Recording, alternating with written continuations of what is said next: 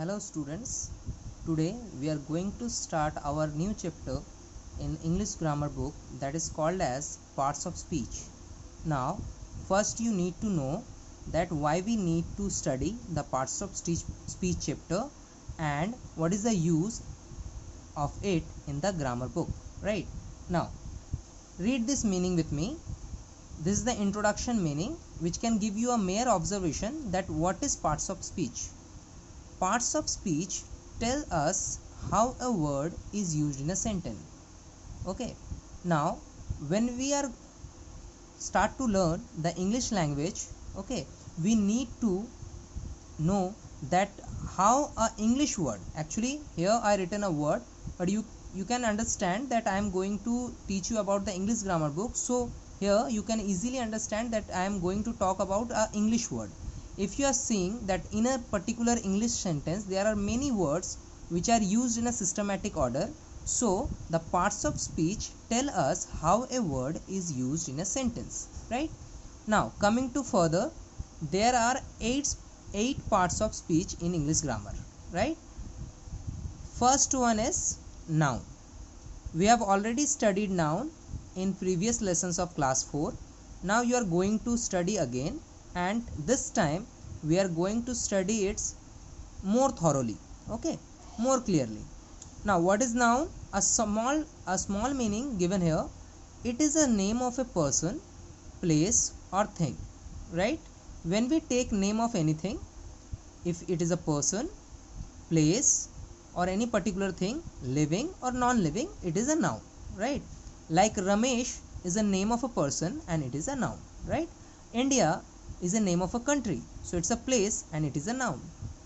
Table, book, copy, pen, these all are things which are relatively known as noun. Now what is pronoun? Pronoun is the second part of parts of speech. There are 8 kinds, you know. So second one is pronoun. It is used in place of a noun. When we are taking a person name, place name or thing again and again, to avoid the repetition, it should not be repeated again and again in a sentence or in a story, so we use pronoun words to replace the noun. Okay, the next one is adjective. Adjective, it says about the quality of a noun. Sometimes it says the quality of a pronoun itself, so I am just writing here that quality of a noun. You can easily understand that noun is a name of a person, place or thing. So if there are some words in English which can describe or says the quality of that particular person, place or thing, then it is an adjective. Likewise, if I say good boy, then the boy is good. The good is the quality of the boy, so it is adjective in the grammar, right? Now next one is verbs. Now what is a verb? The action we do, right? Likewise, from morning to night, what kind of work you do can be called as verbs. Now if you are standing, if you are walking, if you are running, if you are playing, if you are studying, if you are looking something at, right? And if you are now reading my para from here, right? It's a work you do right now and it is an action and it is called as a verb in grammar.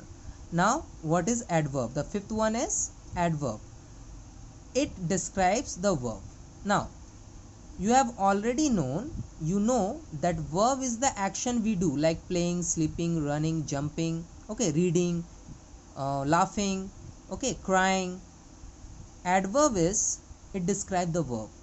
If we say that I am running, then it is a verb we are mentioning in the sentence, that running is the verb.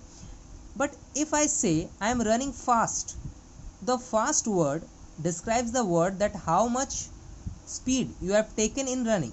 So if you are running fast, then the fast is adverb, right? Now coming to the next part, 6th number is conjunctions. Conjunctions, what is conjunctions? It is used to connect sentences, right? In English, there are some sentences which can be joined and formed and created in one sentence. Likewise, I can say that I like eating, I like traveling. So I can say I like eating and traveling. The word and is used here as a conjunction. Prepositions. The next is prepositions. What is prepositions? It is used to make relationship between words or sometimes sentences. If you have seen that sometimes we can often say that I am going to school. So I am going is your action you do, like you are going somewhere, right? But where you are going? You are going to school. So you are going to school. There is a word which is used to, to, which is connecting your action to a particular place you are going, right? So where you are going? I am going to school. So to is the word which is used as a preposition.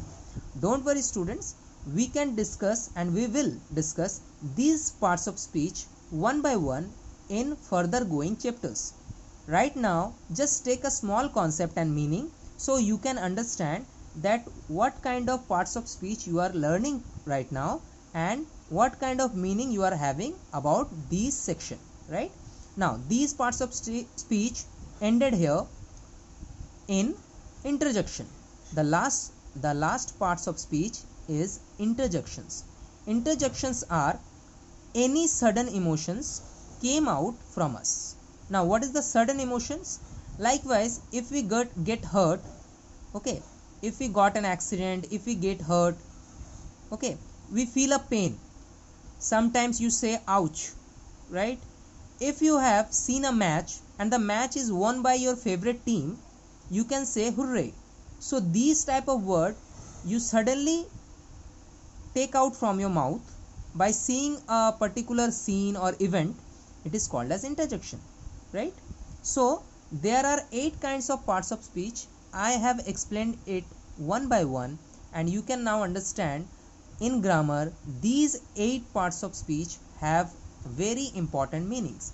So in the further lesson we are discussing these meanings one by one and very deeply, very meaningfully. Now one thing I am suggesting here you that you should pause the video and write down these chapters meaning and definitions and all one by one in your theoretical copy, so you can again study it without opening your smartphone, right? So my lesson is ended here about the first chapter of our grammar, which is parts of speech.